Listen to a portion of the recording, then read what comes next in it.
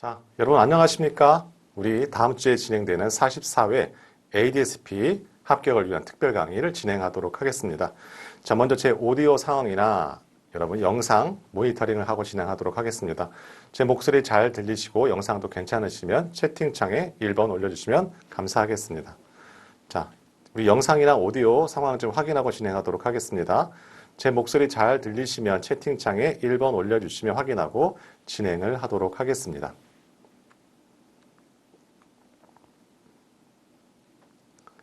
자, 오디오 상황 확인하고 있습니다. 제 목소리 잘 들리시면 채팅창에 1번 올려주시면 감사하겠습니다.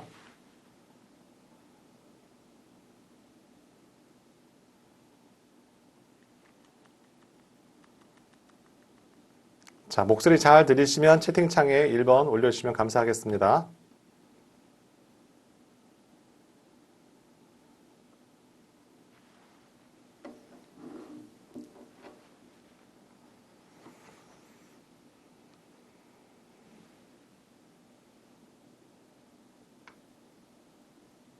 자, 이제 오디오 모니터링 하고 있습니다. 제 목소리 잘 들리시면 채팅창에 1번 올려주시면 감사하겠습니다.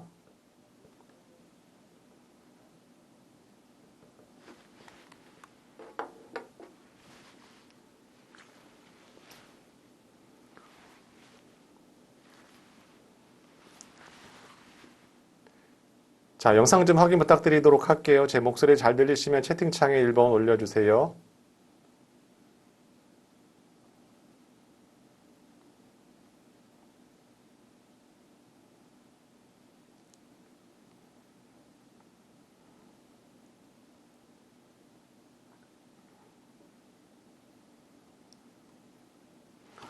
자, 이거 해결 좀 해주세요. 지금. 네, 잠시만요, 강사님. 지금 렉이 좀 걸린다고 해서 지금 확인하고 있습니다.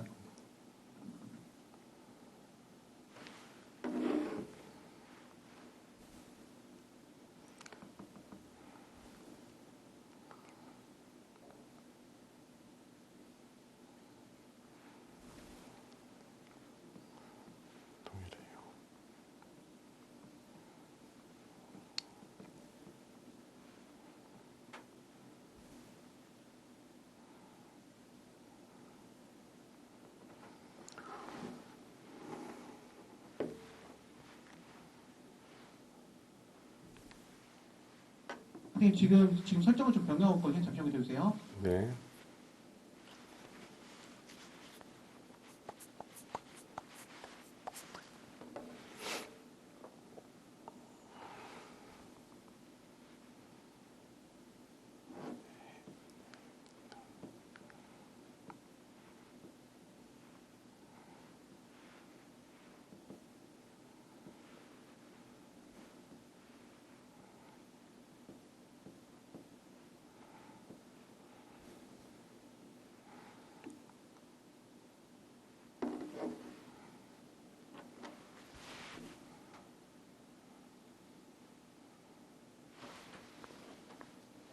네, 강사님 스트림 연결됐고요. 지금 다시 한번 진행하겠습니다. 제 사인 보고 진행해 주시면 됩니다.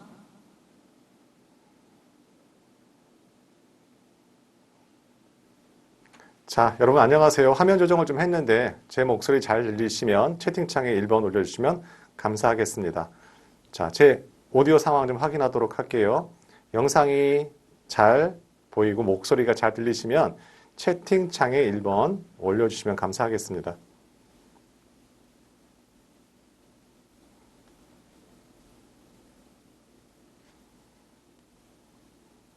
자, 채팅창에 1번 올려주시면 바로 확인하고 진행하도록 하겠습니다. 네, 감사합니다. 감사합니다. 감사합니다.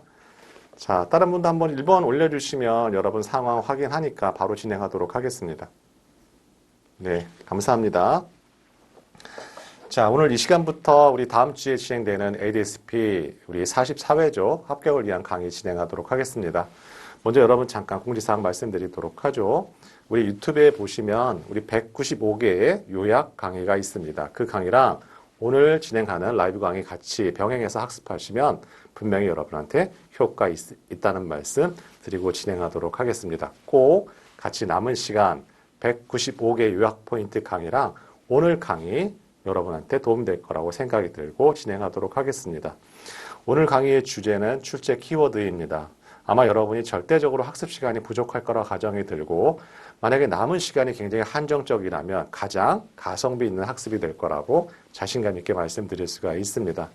자, 오늘 사용되고자 하는 교육 내용은 작년에 24년도에 진행됐던 ADSP 출제 경향을 반영해서 이번에 25년도에 등장할 가능성이 많은 출제 포인트별로 찍어서 진행하도록 하겠습니다.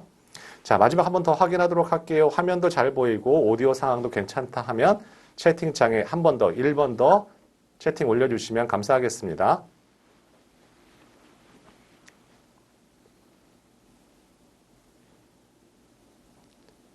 잘 들리시면 채팅창에 1번 한 번 더 올려주세요. 그러면 바로 진행하도록 하겠습니다.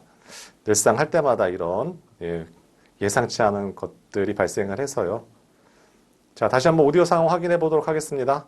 채팅창에 1번 한번 올려주세요. 그러면 여러분이 잘 영상도 괜찮고 오디오도 괜찮다라고 제가 확인하고 가도록 하겠습니다. 자, 강의 진행하도록 하겠습니다. 자, 데이터 2의 파트 진행하도록 할게요. 24년도에 여러분 수험생이 응시한 득점 문법은 과거보다, 즉 23년도 문제 유형이 바뀌었을 때보다 훨씬 더 1, 2과목은 선방하고 있습니다.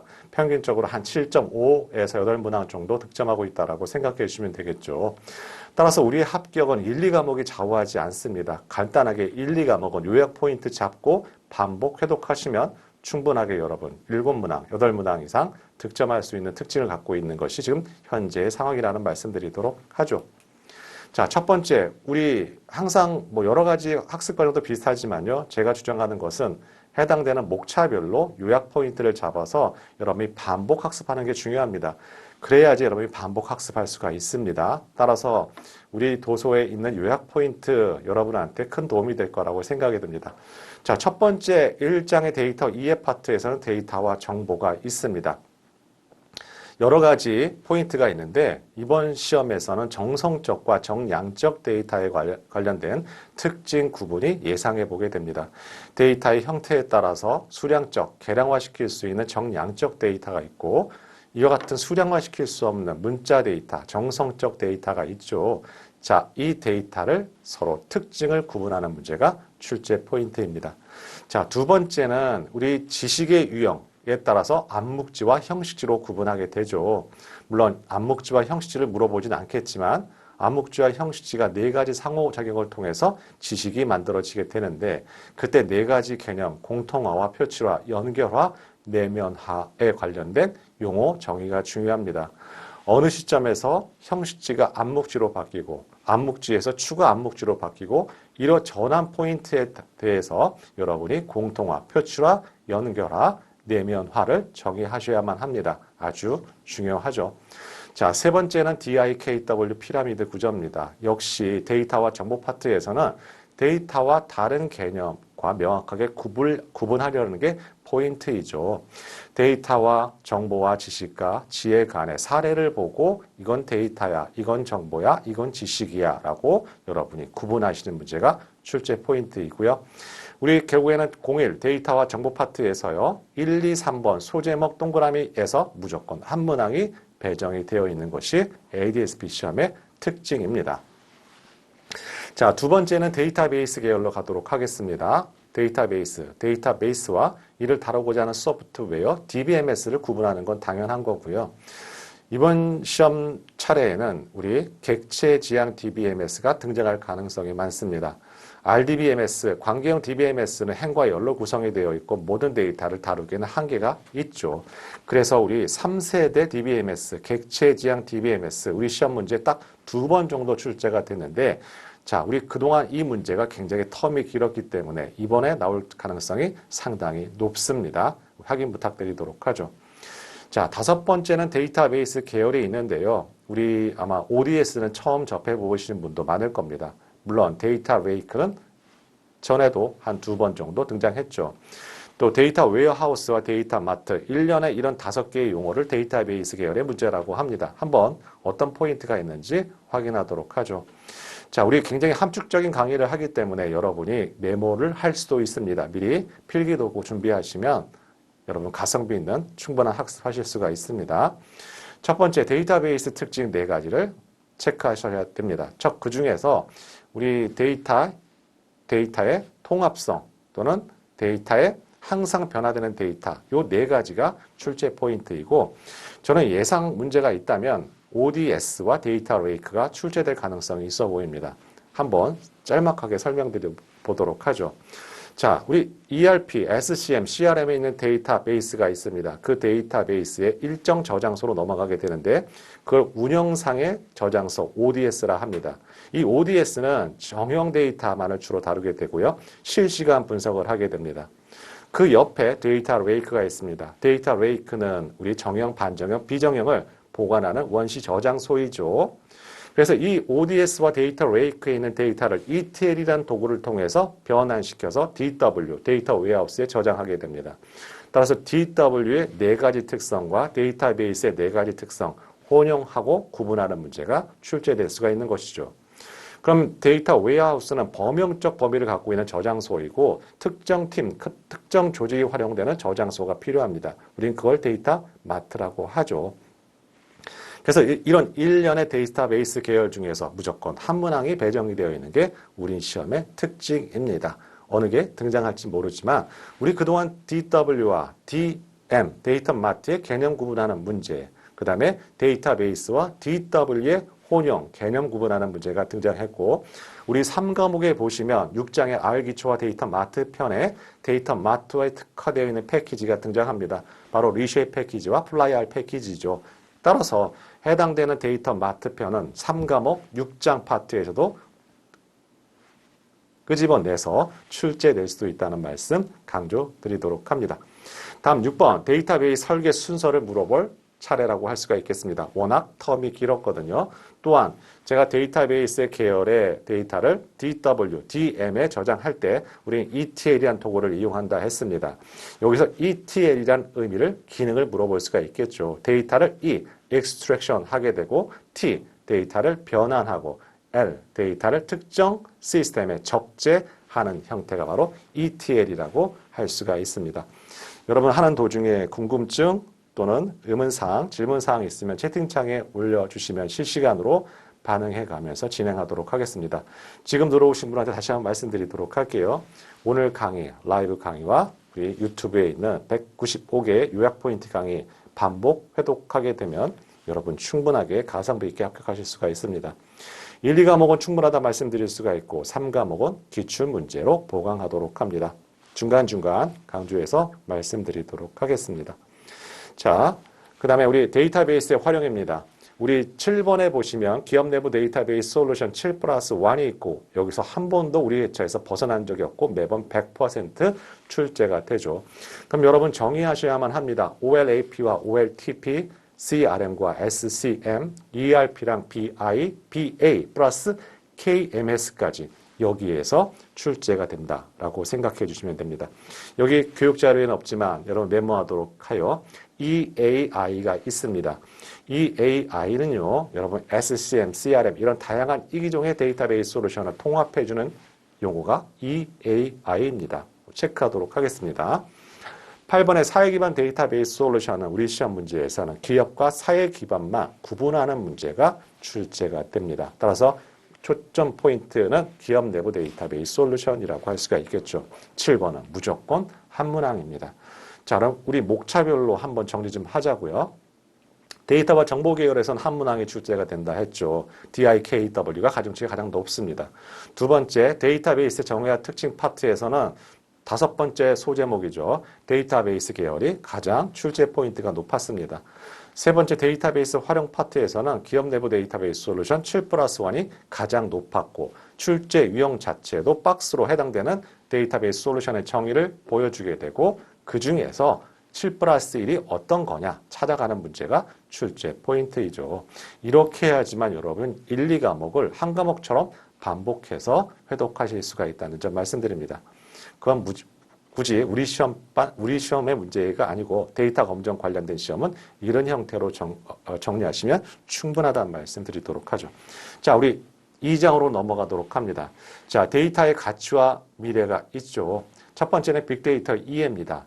우리 빅데이터 특징을 3V, 5V, 7V라고 합니다. 우리 빅데이터 특징 3V 중에서 첫 번째 특징이 바로 볼륨, 데이터 크기이죠.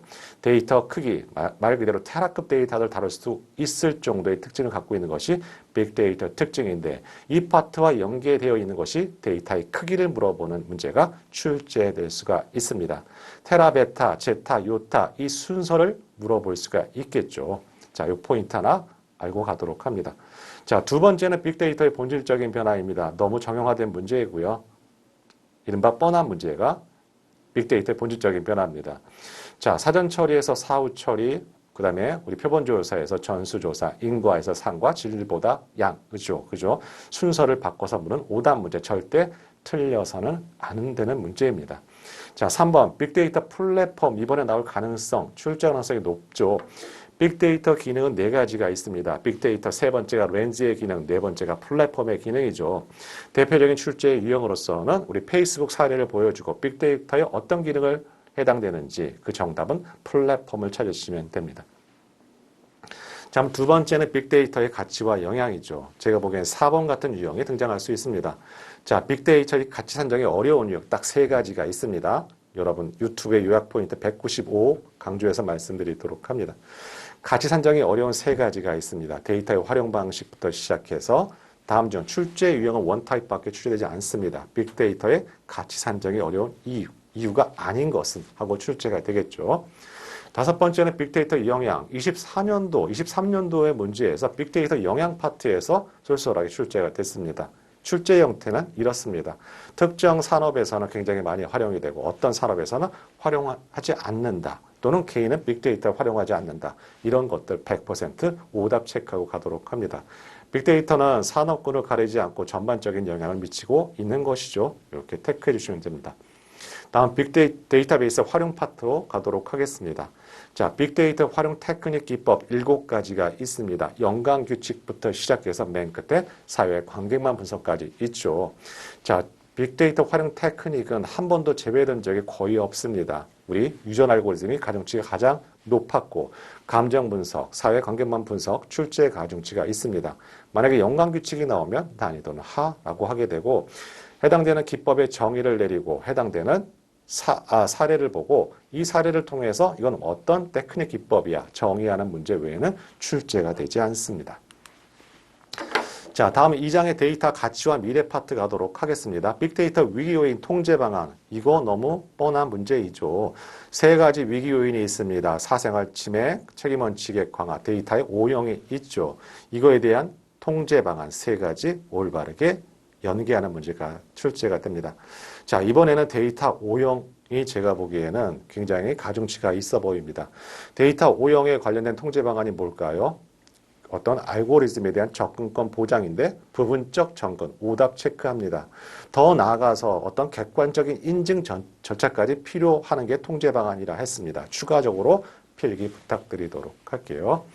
자, 다음은 개인정보 비식별화 기술입니다. 가명 처리부터 시작해서 데이터 마스킹까지 있죠. 여러분이 착각하실 거 혼동스러운 건 뭐냐면 가명 처리와 데이터 값 삭제는 다른 개념입니다. 서로 구분하도록 하고 사례를 보고 특정 비식별화 기술을 출제될 가능성이 아주 높습니다. 다음은 세 번째는 개인정보보호법이죠. 우리 해당되는 교재 또는 요약 포인트를 보시면 개인정보법, 데이터 3법이 있습니다. 개인정보법, 정보진흥법, 그 다음에 신용정보법, 정보통신활용법 이렇게 3가지가 있죠. 그죠? 데이터 3법을 물어보는 문제가 출제될 가능성이 있습니다. 이미 다른 시험에서는 2번 정도 출제가 됐습니다. 자, 다음은 미래의 빅데이터, 빅데이터의 활용 3요소 보도록 하죠. 자, 이 3가지 우리 과목에서는 1과목, 2과목에 이런 요소를 물어보는 문제가 있습니다. 그죠? 그래서 이런 것들이 쌓이게 되면 여러분한테 누적이 될 수가 있으니까 이거는 시험 전날 다시 한번 꼭 체크해야 되고 시험에 임하실 때 수험장에 가셔도 한번 이런 것들은 한번 체크할 필요가 있습니다. 빅데이터 활용은 3요소 있습니다. 자, 3장으로 넘어가도록 하겠습니다. 가치 창조를 위한 데이터 사이언스와 전략 인사이트 포인트입니다. 자, 첫 번째 빅데이터 분석과 전략 인사이트죠. 우리 시험에서는 여러 가지 포인트가 있는데 데이터 크기가 어떤 가치를 좌우한다. 데이터 크기가 중요한 게 아니라 어떤 성과에 대한 이해가 중요합니다. 채팅창에 올려주시면 제가 우리 쉬는 시간 또는 끝나고 나서 올려드리도록 하겠습니다. 전략적 통찰이 없는 분석의 함정 파트에 보시면 1차원적 분석과 전략 도출을 위한 가치 기반 분석이 있습니다. 1차원적 분석 메모하도록 하죠. 업무 효과를 보는 건 맞습니다. 하지만 태생적 한계가 있죠. 확장력을 떨어지게 됩니다. 그래서 이 1차원적 분석에다 인구 통계학적 변화, 그 다음에 고객 니즈의 변화, 사회경제 트렌드를 추구하게 되는 걸 우리는 가치 기반 분석이라고 하죠. 이 세 가지를 우리 시험에서 물어보게 되는 겁니다. 1차원적 분석과 가치 기반 분석. 어떻게 하면 1차원적 분석의 성격을 물어보는 문제, 가치 기반 분석을 되기 위한 세 가지 추가 래핑 자료를 물어볼 수가 있습니다. 다음 두 번째, 전략 인사이트 도출을 위한 필요 역량 파트가 있습니다. 데이터 사이언스와 과연 통계학의 차이가 뭐고 데이터 사이언스와 데이터 마이닝의 차이점을 물어보는 문제가 출제가 되는데 오답 보기로 출제가 되겠죠. 통계학은 정형화된 데이터만을 관심, 데이터 마이닝은 분석에 관심. 만약에 이 주어를 데이터 사이언스라고 설명하는 오답 보기 형태로 출제가 됩니다. 그 다음 옆에 있는 건 데이터 사이언티스트의 역량이죠. 우리 시험에는 소프트 스킬이 출제 포인트입니다.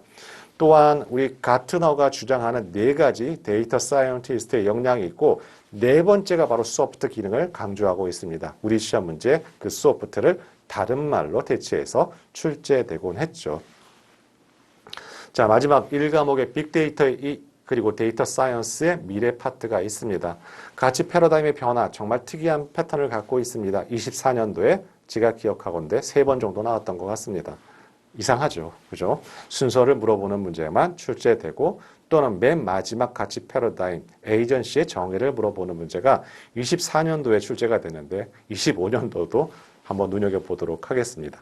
자, 이렇게 하면 1과목은 정리가 되겠죠. 그래서 이 포인트에서 여러분이 다른 내용들을 더 추가해서 가능하다면 단권화시키는 게 여러분 회독을 높이는데 중요합니다. 우리 시험은 어떤 깊이의 난이도보다는 옆으로 퍼져 있는 내용이 방대한 부분 때문에 정리를 못해서 여러분이 한 번에 합격 못하는 길이 생길 수가 있겠죠. 그죠? 그래서 이런 포인트 중심으로 해서 학습할 걸 추천드립니다.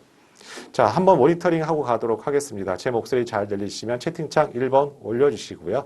제가 좀 빠른 편입니다. 여러분 속도 괜찮으시면 또는 천천히 해달라 하시면 채팅창에 올려주시면 중간 모니터링 해가면서 진행하도록 하겠습니다.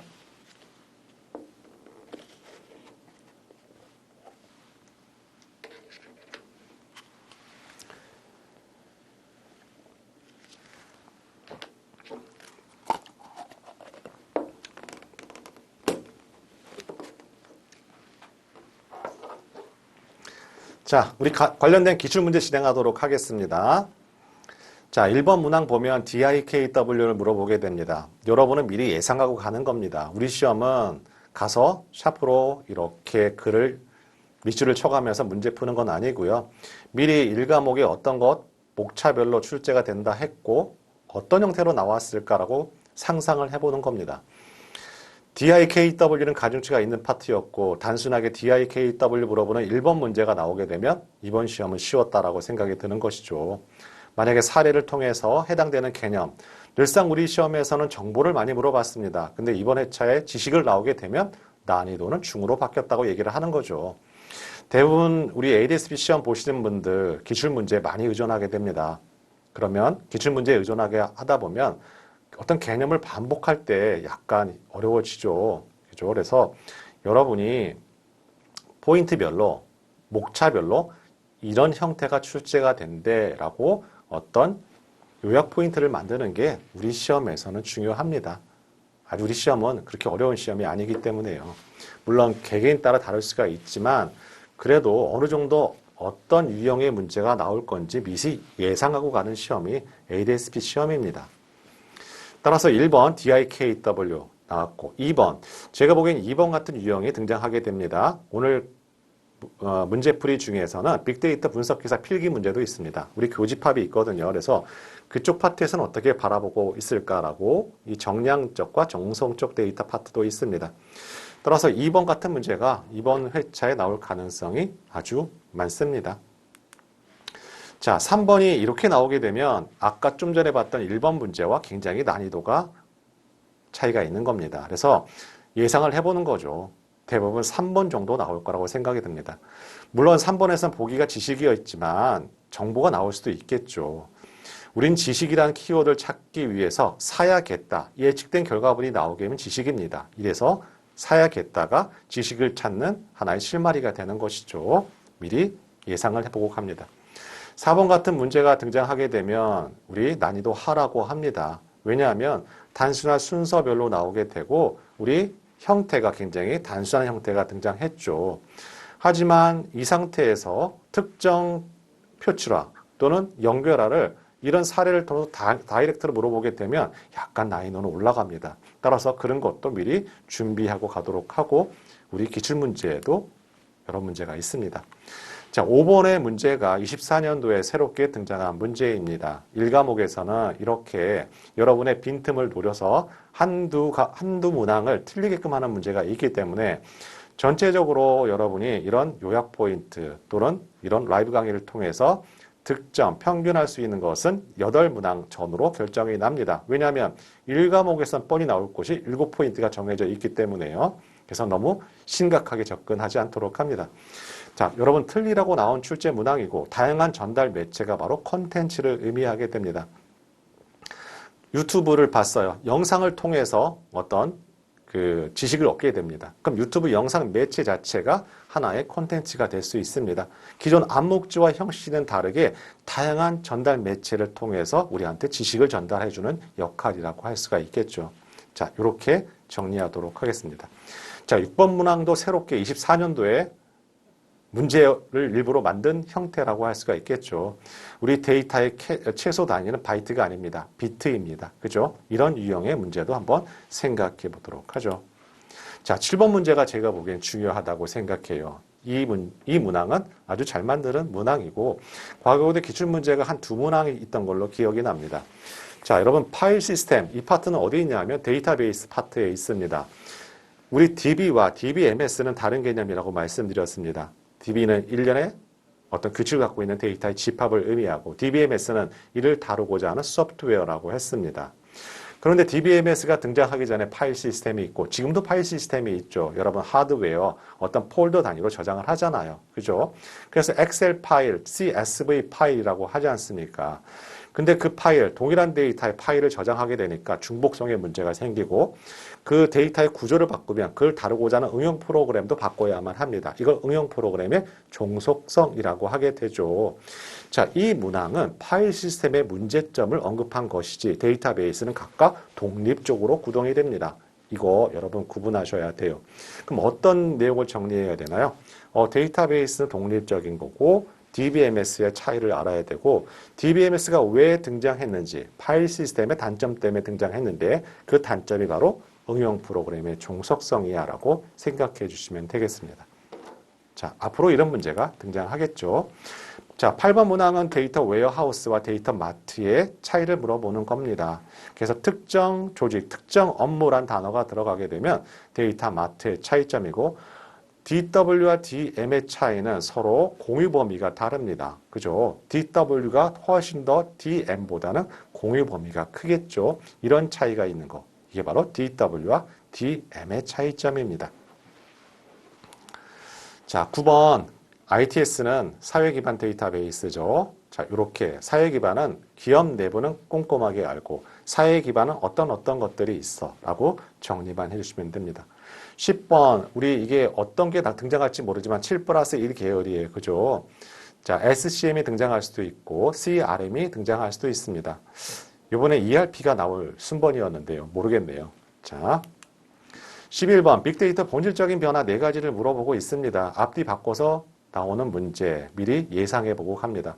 그러니까 여러분이 어떤 포인트별로 알고 있으면 머리에서 1장부터 3장까지 어떤 포인트가 이렇게 쭉 선명하게 생각이 나셔야 됩니다.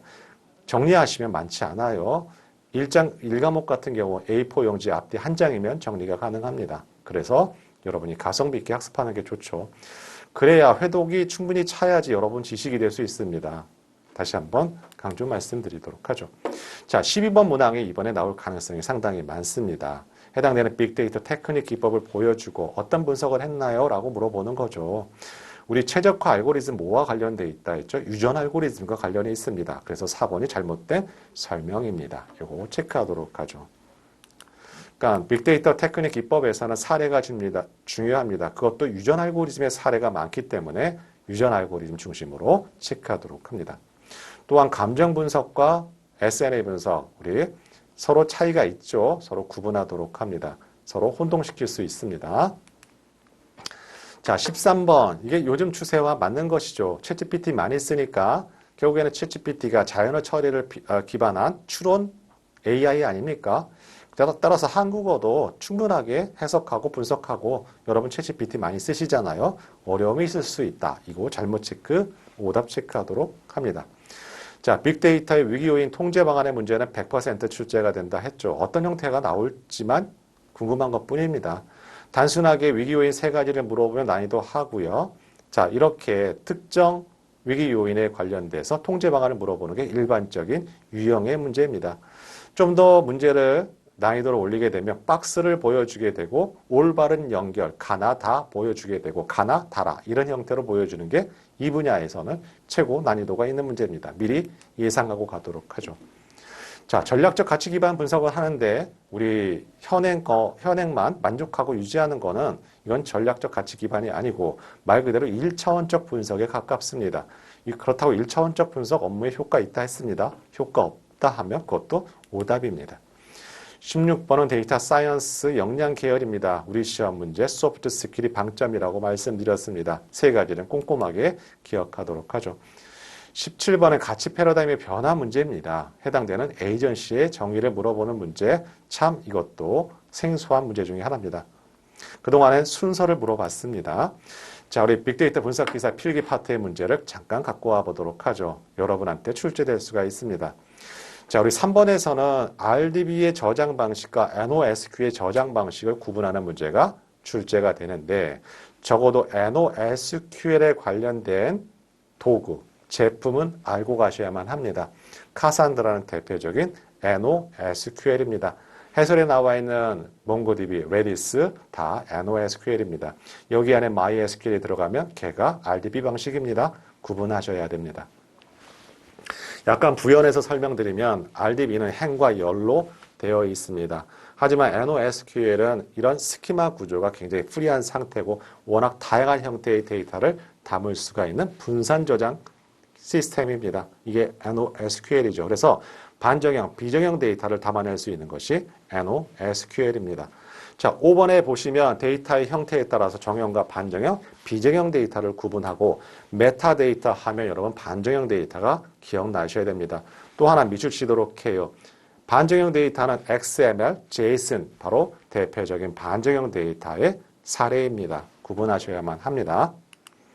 자, 빅분기 파트에서는 정량적 데이터와 정성적 데이터를 이렇게 출제와 합니다. 보시면 우리 정성적 데이터를 질적 데이터, 범주형 데이터, 정량적 데이터를 양적 데이터라 합니다. 정량적 데이터를 범주화시킬 수 있습니다. 나이를 10대, 20대로 끊어서 할 수도 있죠. 하지만 이런 정성적 데이터를 연속형 변수로 가능을 할지 모르겠지만 가장 오답일 가능성이 많은 게 4번입니다. 자, 정성적 데이터를, 범주형 데이터를 연속형으로는 상당히 예외적으로 아주 몇 가지가 있지만 그거는 여기에 일반화시킬 수 없는 부분이고 이거는 변환이 어렵다라고 정의해 주시면 됩니다. 이게 어떤 데이터 검정에서 바라보는 관점 차이라고 할 수가 있겠죠.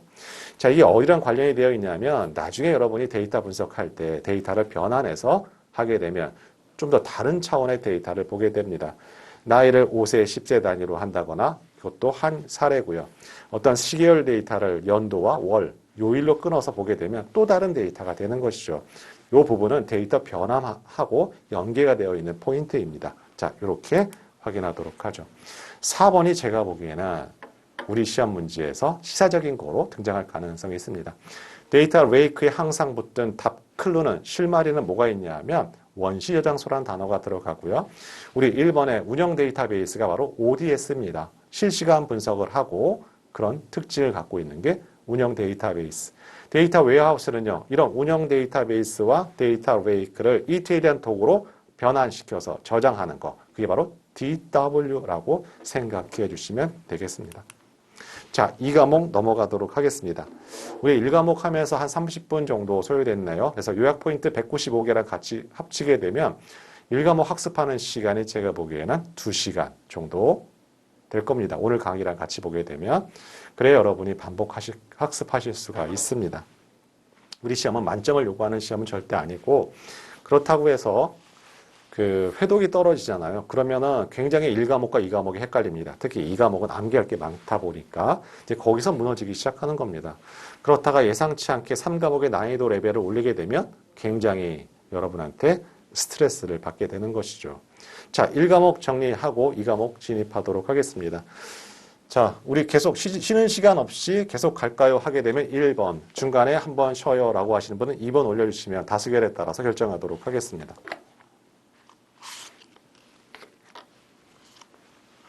선생님 지금 오디오 안 들어가고요. 한 1분 정도 차이가 나서. 네, 좀 기다리고 있습니다.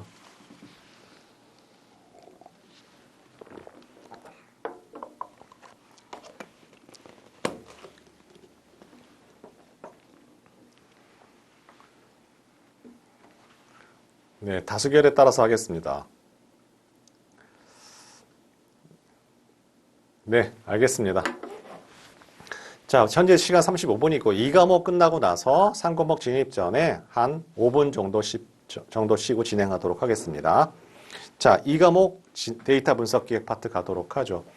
자, 2과목은 굉장히 과목이 4장, 5장, 2개의 장밖에 안 됩니다. 그렇다 보니까 학습량이 1과목 비해서 적습니다. 대신에 한 문항을 득점하기 위해서 한 A4 반 페이지를 암기할 수도 있습니다. 그게 바로 1과목과 2과목의 특징입니다. 2과목은 시사적인 용어가 등장하지 않습니다. 그래서 확실하게 어떤 학습을 하게 되면 거의 만점에 가까운 보장이 되는 게 2과목이고요. 작년에 수험생들 물어보니까 1, 2과목 평균적으로 8문항 정도 됐습니다. 제가 말하는 그 수험생은 평균적인 수험생입니다. 자, 역시 공부 안 하면 힘든 시험이 우리 시험이죠. 그죠? 자, 진행하도록 하겠습니다.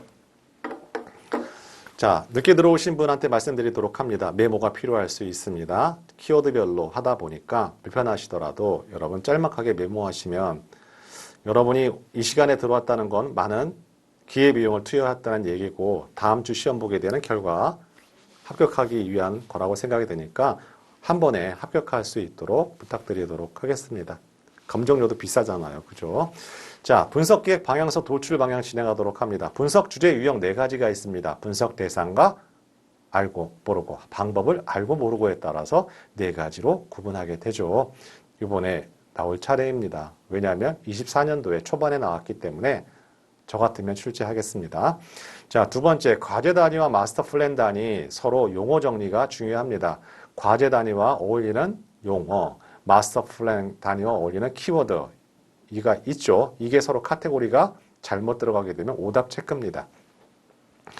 아까 3번 해당되는 거 우리 정형 반정형 데이터 그 다음에 데이터 저장 방식 제가 RDB라 NoSQL 강조 말씀드렸어요.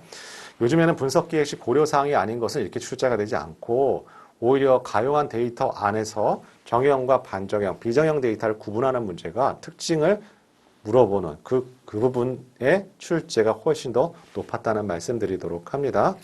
또한 데이터 저장 방식도 굉장히 중요해요. 제가 강조드리는 건 이번에 출제 가능성이 높다라고 말씀드릴 수 있습니다. 자, 분석 방법론 계열로 가도록 합니다. 분석 방법론의 구성 요소가 있어요.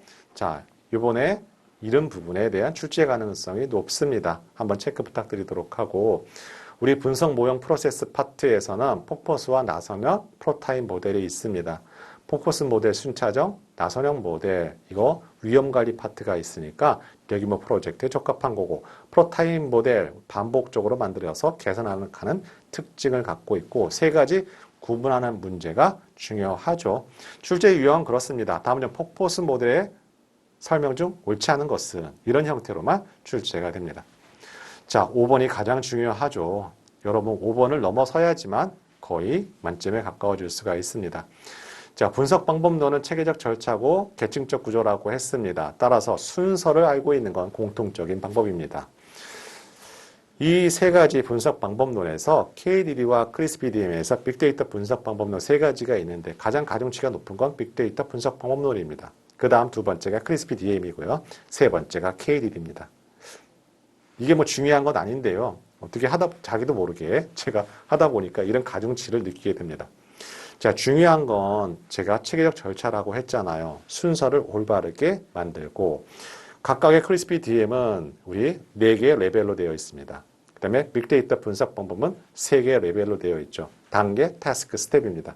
다시 한번 강조하지만 분석 방법론에 단계에 대한 설명이 있습니다. 베이스라인으로 구성이 되어 있고 버전 관리를 해야 되고 태스크는 단계의 여러 개의 태스크로 구성이 되어 있고 이런 부분이 있죠. 그래서 이 부분이 작년에도 출제가 됐지만 올해도 출제될 가능성이 많고요. 세 번째, 크리스피DM은 아까 좀 전에 말씀드렸듯이 4개 레벨로 되어 있고 최상위 계층을 단계라 하고 그 밑에 계층을 일반화 태스크라 합니다. 이 구분하는 문제가 중요해요. 그건 빅데이터 분석 방법론 3개 레벨로 되어 있고 계층 구조를 구분하는 문제가 중요합니다. 그래서 여러분이 나중에 정리할 때 KDD 따로, 크리스피DM 따로, 빅데이터 분석법 따로 하게 되면 한꺼번에 정리하기가 너무 어려워져요. 그래서 얘를 한 세트로 묶어서 힘들지만 여러분 정리하시길 부탁드립니다. 그래야 1과목, 2과목을 동시에 여러분 하루에 정리하실 수가 있습니다. 이거 중요해요. 어쨌든 간에 5번은요. 너무 중요해요. 무조건 최소 한 문항, 일반적으로 2문항이 이 포인트에서 출제가 된다 말씀드립니다. 너무너무 중요합니다. 자, 다음은 분석과제 발굴 파트입니다. 하향식과 상향식 디자인 사고가 있죠. 근데 요즘 디자인 사고가 굉장히 뜸했습니다. 그래서 디자인 사고에서 수렴과 발산, 이게 상향식인지 하향식인지 오답 보기로 출제가 될 수가 있으니까 체크하도록 하죠. 하향식은 문제 정의가 명확하고요. 상향식은 문제가 명확하지 않고 데이터 기반을 통해서 다시 문제를 재정의해야 하는 겁니다. 이 포인트 구분하도록 합니다. 하향식 접근 방식의 프로세스 순서를 물어볼 수 있는데 한글로도 나올 수 있고 영어로도 등장할 수 있습니다. 우리 교육 자료에 보시면 상향식 접근 방식의 프로세스도 있습니다. 얘도 우리 시험에 등장 가능합니다. 8번 문항이 제가 보기에는 이번에 나올 차례가 가장 가중치가 높아 보여요. 이게 어디 포인트냐 하면요. 하향식 접근 방식의 문제 탐색이 있는데 비즈니스 기반 탐색이 있고요. 자, 얘를 좀 더 확장해 가는 방식이 혁신적 관점에 있습니다.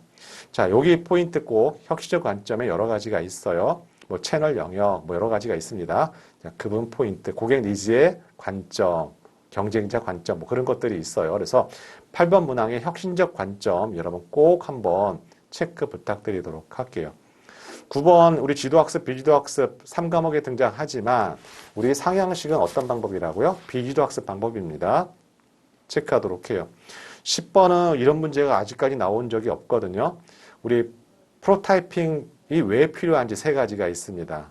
교재에 보시면 다음 중 프로타이핑의 필요성이 아닌 것은 하고 저 같으면 이제 출제될 게 없잖아요. 1, 2과목에 여러분이 출제 포인트가 득점 문항이 왜 상승하냐면 단답형이 사라지면서 한동안 약간 주춤했어요. 어디에서 이 과목은 난이도를 부여하게 되냐면 분석 방법론에서 난이도를 부여합니다.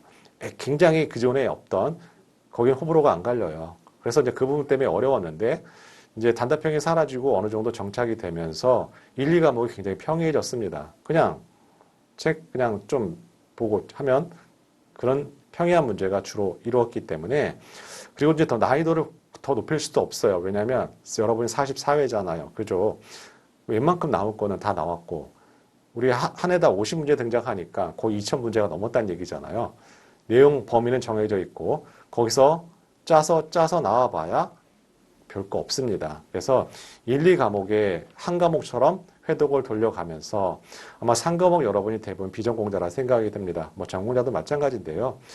그러니까 3과목에서 오늘 강의하면서 어떤 포인트별로 말씀을 드릴 거고 그걸 1, 2과목 회전 돌리면서 한 개념을 하루에 2-3개씩 이렇게 이해하고 관련 기출문제를 풀어본다라고 생각해 주시면 돼요.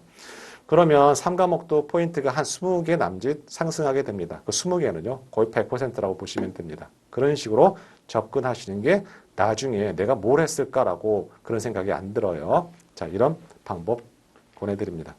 자, 11번은 분석과제 정의서인데요. 출제 유형은 그렇습니다. 우리는 분석과제 발굴을 통해서 상향식, 하향식을 통해서 또는 디자인 사고를 통해서 분석과제를 발굴하게 되죠. 실제 예를 가지고 프로젝트에 투입할 때 중간 결과물이 분석과제 정의서입니다. 출제 유형 그렇습니다. 다음 좀 분석과제 정의서의 항목이 아닌 것은 이렇게 출제될 가능성이 있죠. 자, 다음은 4번 분석 프로젝트의 관리 방안 넘어가도록 합니다. 분석 프로젝트는 일반 프로젝트와 달리 5가지 추가 사항이 있습니다. 그 중에서 프리시전과 애큐러시가 아주 중요하죠. 여러분이 체크해야 할 사항입니다. 자, 일반적인 프로젝트 10가지 항목이 있는데 시간은 타임박싱이고 적절한 관리입니다. 철저한 통제 오답, 관리 안 한다 오답입니다. 또한 24년도에 조달 문제가 2번 나왔어요.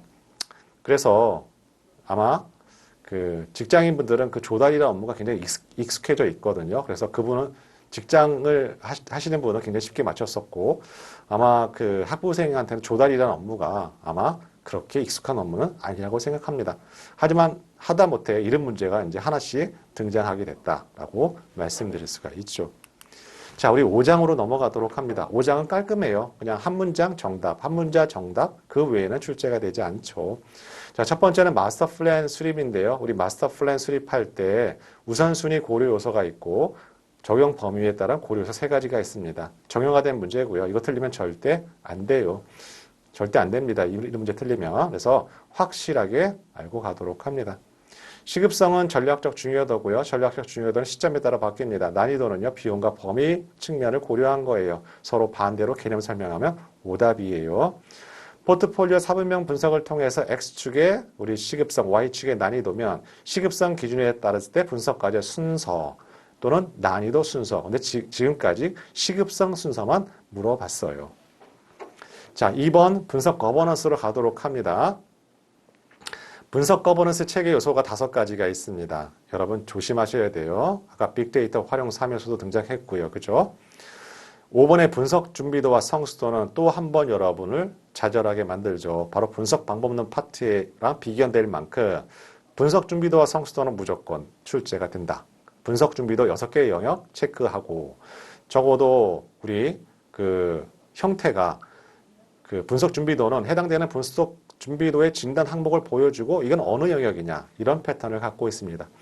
성숙도는 3개 영역별로 해서 도입이냐 활용이냐 확산이냐 최적화를 물어보게 되죠. 이런 뼈대를 알고 있는 게 중요하고 확산과 최적화를 구분하는 문제까지 여러분 준비하셔야만 합니다. 1, 2과목이 편해지면 3과목이 또 쉬워지게 되는 것이죠. 자, 3번째, 우리 6번째죠. 데이터 거버넌스의 구성 요소가 있습니다. 3가지가 있죠. 제가 이런 요소 주의하시라 했어요. 데이터 거버넌스도 매차 출제되는 겁니다. 체계 요소가 4가지가 있습니다. 표준화가 가장 많이 출제가 됐어요. 자, 요거 4가지 중에 어떤 것이 출제가 될 건 모르지만 반드시 한 파트가 출제가 될 겁니다. 자, 이렇게 목차별로 뽑아서 굳이 여기 교육자료 다운받으실 수가 있으니까 요 교육자료 많이 활용하셔도 되고 그 다음에 195개 요약 포인트 활용하셔도 충분할 것 같다는 생각이 듭니다. 데이터 분석 업무 주체에 따라 우리 집중 분산 구조, 기능 구조 구분하죠. 분산과 집중이 출제 포인트입니다. 출제 유형은 간단해요. 분산 구조에 대한 설명 좀 옳지 않은 것은 해서 집중 구조 얘기를 집어넣던지 집중 구조 박스를 보여주게 되고 이거 무슨 구조인지를 물어보는 문제 외에는 출제가 되지 않습니다. 근데 가중치가 높아요.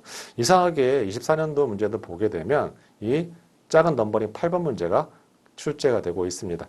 자, 9번 분석과제 관리 프로세스, 우리 과제 수행과 과제 발굴 요 2가지 카테고리로 나눠지게 되는데 중요 포인트는 풀로 관리하는 거예요. 과제 후보 풀로 관리하고 과제 결과도 풀로 관리한다. 요 2가지 포인트만 기억하고 이 풀로 순서를 한번 확인 부탁드리도록 하겠습니다. 자, 관련 기출문제 풀고 우리 한 5분 쉬었다가 바로 3과목 진입하도록 하겠습니다. 자, 1번 해당되는 과제 단위의 키워드만 구분하는 문제인데 3번은 마스터 플랜에 관련된 단어들입니다.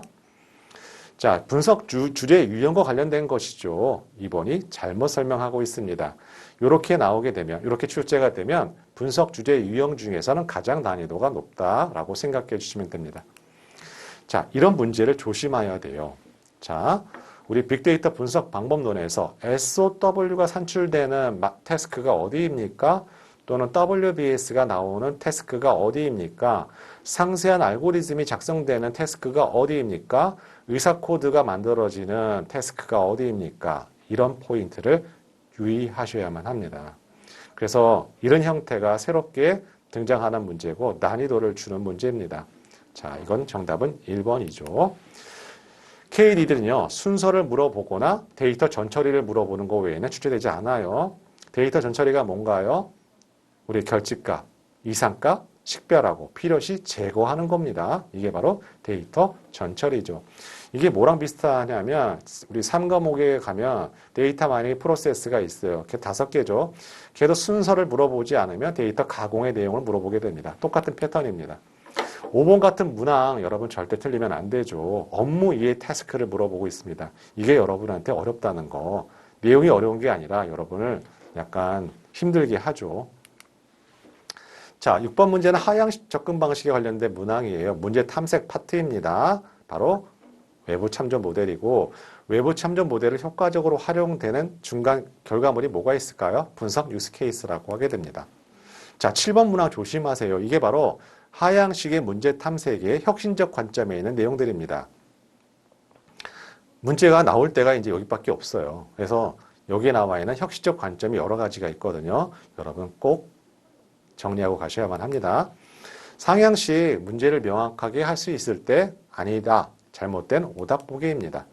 9번 문항이 과거에도 이런 문제가 등장했었는데요. 24년도에 등장을 했습니다. 우리 교재에는 대부분 3, 4분명 과제가 난이도, 시급성이 다 낮고 우리 높기 때문에 바로 3, 4분면의 과제가 대부분 그런 과제들이었죠.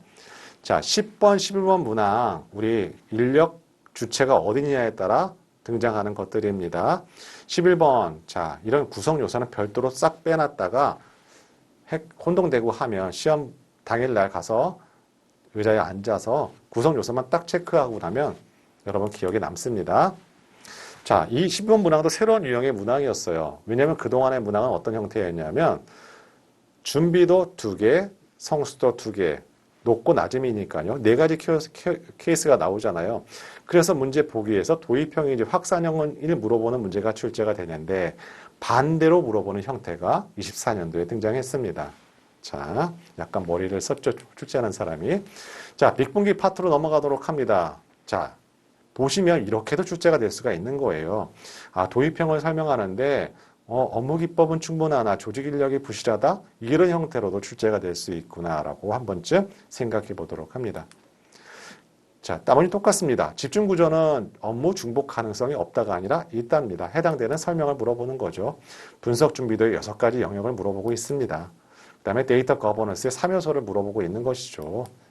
그 다음에 자, 예상컨대 8회 빅데이터 플랫폼의 정의입니다. 빅데이터 플랫폼이라는 건 뭐냐면 데이터를 수집하고 저장하고 처리하고 분석하고 시각화하고 이런 통합적인 IT 인프라, 통합 환경을 빅데이터 플랫폼이라고 해요. 이거 정의 문제입니다. 자, 이거 한번 생각해 보도록 해요. 이거 조문 문제입니다. 개인정보보호법에 나와 있는 조문 문제예요. 우리 개인정보 비식별화 기술 제가 강조 말씀을 드렸잖아요. 아주 가중치가 있는 파트였고요. 조문에 어떻게 나와 있냐면 개인정보는 가능하면 익명으로 처리하라고 되어 있습니다. 익명은 뭐예요? 개인정보가 아니에요. 그죠? 그건 마음대로 써도 돼요. 가명정보는 개인정보예요. 그죠?